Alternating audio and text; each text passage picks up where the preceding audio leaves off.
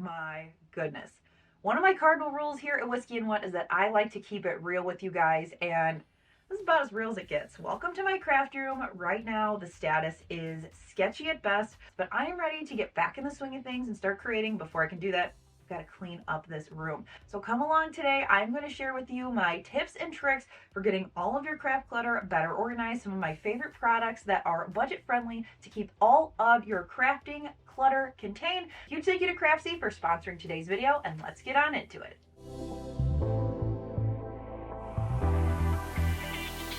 Is your craft space giving off more of a craft tornado vibe than creative sanctuary? Well, I am here to help you take control of that chaos and that craft clutter.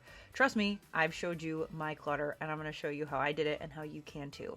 Now, trust me when I say I personally hate organizing, but I do love having a super organized space to make my crafting time so much more enjoyable. So don't feel like you need to be Marie Kondo or the Home Edit to make this work. I have just found tips and tricks, easy products, affordable products, things that will work for you, guaranteed. So step 1 in my 7-step process to getting your craft clutter corralled, say that 3 times fast, is to assess, sort, and purge those supplies. So the first thing we need to do is we're going to face that clutter head on, and I mean all of it. So I want you to go around and gather every single craft supply from every nook, cranny, junk drawer, everything in your house. That's right. Every drawer, box, shelf, that hidden stash you have in the basement or the garage, make sure you get it all. Now that you've got everything in one big pile and probably some seriously big eyes because you didn't realize all the stuff that you had, you're going to take a moment and assess all those supplies. So think of things like, what do you have? What are you actually using from those supplies? And what are some of the things you're just hanging on to because you think maybe one day I might need that? Trust me, I'm guilty of that too. I'm not judging. I'm holding your hand when I say this. First up, here's the easy one. You're going to toss out anything expired, broken, or those materials that you know you're never going to use again. So think those paint bottles that look like they've seen better days, let them go. And don't forget, if you have got things that are still in decent shape, but they no longer spark joy or you're not doing those crafts anymore, consider donating them. Your leftovers might be someone else's crafting treasure. And you can do things like Goodwill, Salvation Army, local thrift stores, but other great places to think about for donations are places like local schools, also retirement homes, and places where they may be doing arts and crafts but may not have the budget to do so. I've had some really good luck donating extra craft supplies there as well. All right, number 2, we're going to sort. And you're like, Whitney, I just sorted. Well, we're going to sort again, and this time we're doing it by category. So you've got out all of those crusty, musty, not usable craft supplies. So now we are going to really organize. Before you run off and throw everything into just random containers, I know you're probably tempted by this point because you gathered everything up, but we need to categorize. So you're going to group your supplies into logical categories that work for you. So think of things like fabric, all your vinyl, maybe your Cricut blades, cardstock, paints, tools, and also things like adhesive, because let's face it, especially if you work with cardstock, you probably have 30 different types. And as you're sorting, you want to ask yourself, do I need 15 different pairs of scissors, or could I downsize that collection? And if you've got supplies that haven't seen the light of day in ages, this is the time again. Don't be afraid to part ways. Your space will definitely thank you. And that is always the hardest for me because I always think I might need this down the road, but the clutter you don't use is just stifling your creativity. All right, I have almost made it to the end of going through all of my bins. I've been throwing stuff in here literally since last fall, so I kind of did this to myself, but I am starting to see the floor and we are getting there, which is great. Now, one of my best Whit tips when it comes to the organizing process, especially if you dread it like I do, is to have something going in the background to help distract you from the task at hand. So this seems more mindless and you're focused on something else. So for this, I decided to queue up some DIY videos on Craftsy, who is the sponsor of today's video. And you guys know I've talked about Craftsy a ton before. I love them because they are an online community with more than 2,000 on-demand crafty courses across all different topics. We've got classes on things like crocheting and knitting, painting, photography, cake decorating, woodworking, and so much more. They have got it all. During this project, I've been getting really inspired by Craftsy's gardening videos. It's not quite gardening weather here in Illinois yet, but I can't wait to try some of these new skills from the class Grow Better Greens from Seed to Salad by Stephanie Bittner. We want to grow our own produce this year, and I have the opposite of a green thumb, but she made it seem doable, explaining how to plan your layout, plant and fertilize, and also how to plan so you don't have a ton of waste at the end of the season. On top of that, I have learned so many other things from Craftsy, like photography, hand lettering, embroidery. I've talked about that so much. I love doing embroidery, and I go back all the time and reference the class Startup Library Hand Embroidery to help when I need a refresher on different stitching. I also love that the classes are broken into bite-sized lessons, so I don't have to commit a ton of time all at once, and I can rewind when I need to. Craftsy is offering an exclusive deal for my Whiskey Craft Buddies, and this has been such a hit in the past, so be sure to grab it if you're interested. The first 1,000 of you to either click the link in the video description or scan this QR code will get a full year of premium membership to Craftsy for only $1.49. This is valid for new members only, and you heard me right, under $2 for the full year. Now I am headed back to go through this bin. I've got only a few left, and I'm also going to learn a little bit more about gardening. So here is the absolute hardest part for me. I can see the floor, stuff is organized, and I have such an urge to just take the crap on the floor and just like shove it in a bin and deal with it later. That is what I feel would be easier, but then it just makes it harder for me. So I need to push through, get through these containers, and then I will have a fully organized space. And that brings me to step number 3. Gather storage solutions that fit your space and your items that you've decided to keep. So now that we've sorted, it's time to think about where those supplies are going to live. And when it comes to that storage, there's not a one-size-fits-all situation. The right solution depends on both your space, whether you have a dedicated craft room, a craft table, or you're moving things in and out of a place like a closet, and also the materials and the crafts that you're doing. So let's hop in. Here are some of my favorite items that I have found that are very affordable, but they are great hacks to help keep you organized and keep all your stuff together. I love using bins and containers. They're great for larger items like vinyl rolls or big cardstock stacks. And I'm also a huge fan of clear containers because visibility is everything in your craft room. If you don't see it, you're not going to use it. And this means there's no more digging through a mystery box to find that perfect color of fabric or that one piece of cardstock you know you have, but you just can't find. While you're finding homes for everything, one of my favorite things to do is insert empty bins. The nice thing is you've got space here, you know the bin fits, but then you've got empty space for when you inevitably add new craft supplies, when you have incomplete projects, or you have completed projects that you aren't ready to get out of your craft space yet. I put stuff in here, it makes it so much easier because I know there's an open spot. If you jam pack everything full and then you go to put something new in, you're gonna be like, where do I put it? So empty bins are where it's at. Because I craft for a living, I get a lot of questions on how I store certain things, one being vinyl scraps. What I have is this hanging file folder, and I have it sorted by adhesive vinyl as well as heat transfer vinyl. Then within those, I have little folders that are rainbow color coordinated so that I can easily put stuff away and I can easily find the scraps when needed. It really helps cut down on waste, and a lot of times I'm cutting little small pieces of color anyway, so this is super helpful. Another container that I've sworn by for years are these larger ones that I have felt apparel fabric on. These are from Michaels, and they can even hold containers of paint. I like to use this for fabric and felt because I can fold up my pieces, sort them again by color so I can find things, and this really helps so I'm not buying more fabric because I think I don't have red fabric. I can just get this out and look inside. So I was able to put in any additional pieces that I had, and it makes it so much easier to find what I'm looking for. I do the same thing for felt, and I also use these for apparel blanks like sweatshirts and towels and all of those types of things, and it makes it really easy, see-through, and you have it. One of my rock stars that I love having in my craft room is this card container. It comes from Michaels, and I have 3 of them because I have so many different cards. I buy them from Dollar Tree, and then I have them on hand when I need to give a card. All I do is I organize everything, slot them in there, and then I can grab the cards when needed. I love drawer inserts and drawer organizers as well. They're going to be your best friend for small stuff like buttons, beads, adhesives, washi tapes, glue sticks, basically all the things that you are going to need in your craft space but can easily just blow up and look like a craft tornado hit. So you can keep them all nice and neat and in order. Jars are also great for organization because they also act as decor. So I can put things like paintbrushes and sponges, wood beads, ribbon, all different things in there, and it keeps them contained while also acting as decor.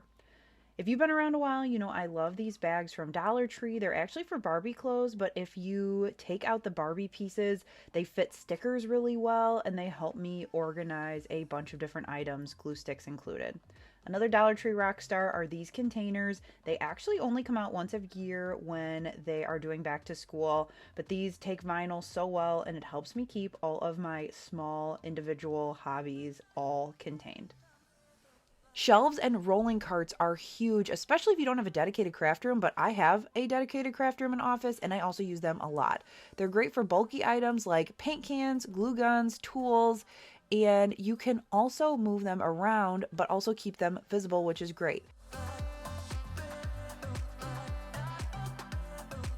Also, hanging storage. Don't forget your walls. Pegboards, over the door organizers, and even wall mounted shelves are great. You can hang tools, scissors, ribbon, and even those random craft items you always forget about, but now they are easy to find and you'll get more use out of them. Step 4 is to create zones by the type of craft and how you craft. This is going to be if you have more of a dedicated craft space, because if you don't have a craft room, creating the zones are kind of difficult, but if you've got a room, you want to get strategic. It's time to create those zones based on how often you use specific supplies. So think of your most used tools and materials. Those should be within your arm's reach or relatively closely. You don't want to be going to hunt for your favorite adhesive or your favorite paint when you are in the crafty zone. Now, for those items that only get used occasionally, I'm looking at you, Armor Etch and Citrus Strip, things like that, consider storing them higher up or in deeper drawers. Trust me, your future self will thank you when you don't have to dig through 15 boxes to just find the one thing you're looking for. Step number 5 is everything gets a home. Here's the secret to maintaining an organized space is that everything needs a home. It's like a puzzle where each supply has a perfect spot, making everything easy to find and even easier to put away.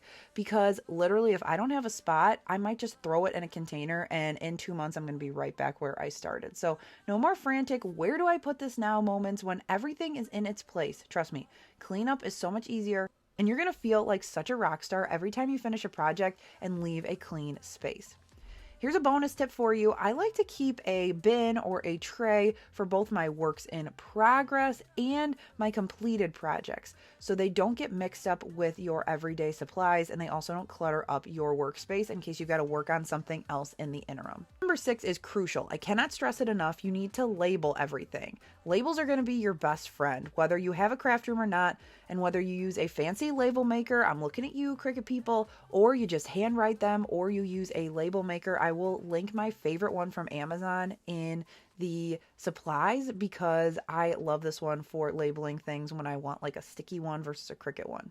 It's so crucial to make sure that things are easy to find. I love to use bold and clear fonts to help me identify supplies really quick, like if I'm doing a quick scan, and it's going to keep everything looking neat and orderly. And let's be honest, there's something so satisfying about seeing everything labeled and looking just so. For me, it's really important to use a block font instead of a fancy script font because then that way I can see everything really easily when I'm scanning. I like the free font Lemon Milk, and I just measure out what I need to label and I cut it out on black vinyl on my Cricut. Like I mentioned, there is another option. You could just use one of those printed ones, and I will link that on Amazon, but I like that everything looks the same in the same font. Something that I struggled with labeling were my bins because I have a lot of cube organization in my office, and so I found these on Amazon. They're really great to take vinyl, so I just got sublimation, filming, snacks, candles, really anything that I needed to sort from frames and miscellaneous. I put the label on here in that lemon milk font and it slides right on the handle of the bins. It doesn't make it so you can't grab the handle. It's out of the way. I like that it's plastic and it really helps me know what's in each container because before I was pulling them all out and like kind of whack-a-mole style trying to figure out what was in each because I couldn't remember. So these save me a ton of time and frustration. We have arrived at the final step, lucky number 7, and that is establish a maintenance routine. Now you have spent all of that time and effort to get everything organized, and you definitely want to make sure that you can keep it maintained. So there are just a couple things that I like to do that really help me keep my space clean and organized, and also help me reset after a major season, so then that way I can keep everything in its place. Number one is to keep a supply inventory. So what I do is I just keep it on my phone in my notes app. So I always have it, whether I'm at home or at the store. And I write down things that I use all the time. That's everything from paints for my wood signs to vinyl to tools, paint brushes, different types of adhesive. Go ahead and write down when you've got a surplus or it's getting low. So then that way, when you're at the store or you're keeping an eye out for sales, you can kind of know what you have. That also helps. So when you're out there and you're like, do I have this?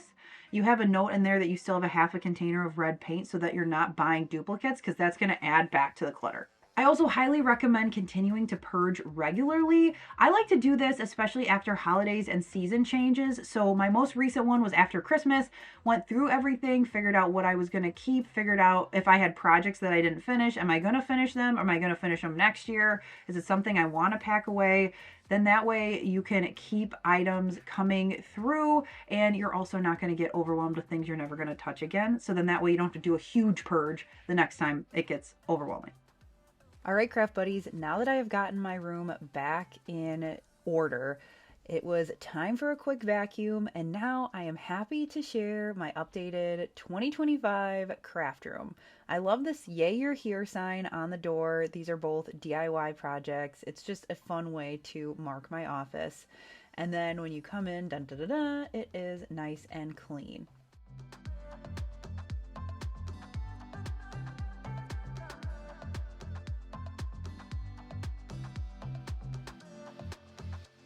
Something I added last year was this IKEA island desk, and this was such a huge plus. I loved having it all year. Not only is it a great crafting space, but it's got these shelves in there. I keep a lot of my Cricut items in there, things like rolls of vinyl, transfer tape. I use a mixture of Walmart and Dollar Tree bins, and I will link everything that I can find down below, the different containers, some of my Walmart favorites. Those will all be down there for you to grab. I also make sure to hook all my vinyl rolls with snap bracelets. I got them off of Amazon, and those just help keep them from getting dented, but it also keeps them in a nice roll. These two containers were a new add this year. I love that I have both desktop space for my printer and other items, as well as drawer space. I've got everything from stationery stuff to wrapping to items for my printer. My printer that I use all the time in my craft room is this Canon one, which I will link details down below. It's a little bit more expensive, but it is an awesome one to have as a crafter. Throughout my craft room, not just in my desk area like you're seeing here, I love to have pictures, different signs with sayings, my friends, other YouTubers, my craft buddies. It's just so nice to keep it light and fun in here. This corner is where I edit. I actually moved this from last year because I wanted to be closer to the window. I've got both of my monitors, I've got my microphone, and then next to my standing desk, which is from FlexiSpot, it goes up and down. I've got a filing cabinet for all of my business related stuff, and then this Michael's little shelf organizer thing that I've marked all of the drawers so I know where everything is. And then on top of my filing cabinet, I've got my editing headphones and then some of my other tech items. Next to that, I wanted a space to put my glide gear, which this goes up on my table so that I can get overhead shots of all my projects. And then next to that is my Hudson cart from Michael's. I've got this tricked out. Michael's has a ton of different options that you can add, like these cups and these hanging hooks. And I also have these little magnetic things from Dollar Tree to help keep all of my Cricut items together there.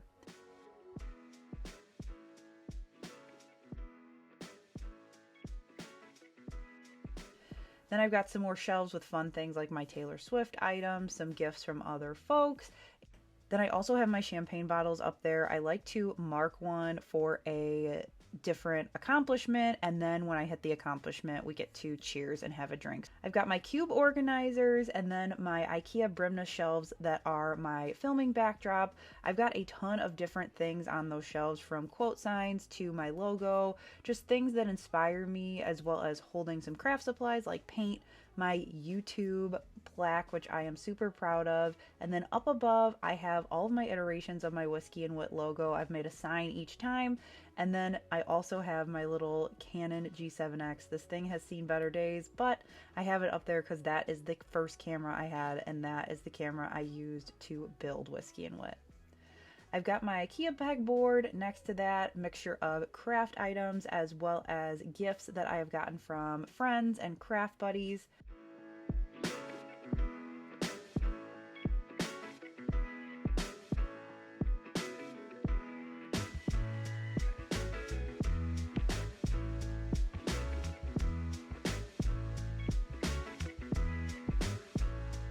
And then I've got another Michaels organizer tower thing next to that.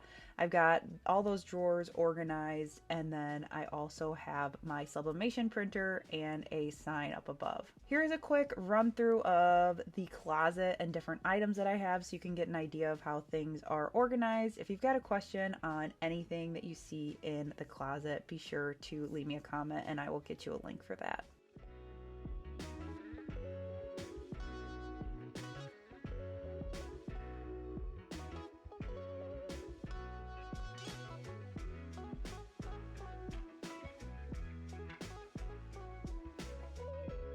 Thank you so much for coming along on this organizing journey. I am so ready to get back at it and get crafting. It's been really nice to be back in this room and to think about what is next in 2025 for Whiskey and Wit. So thanks so much for watching. If you're interested in that super great Craftsy deal, be sure to head down to the link in the description or scan this QR code on your screen. I also want to give them just an absolute huge thank you. I've worked with them in the past, and I was supposed to do this sponsorship for them during the time that Henry was in the hospital.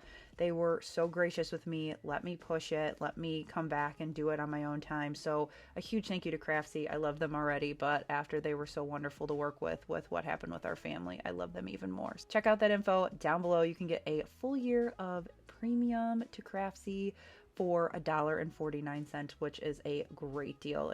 Thanks so much for watching, and I will catch you guys in the next one. Bye!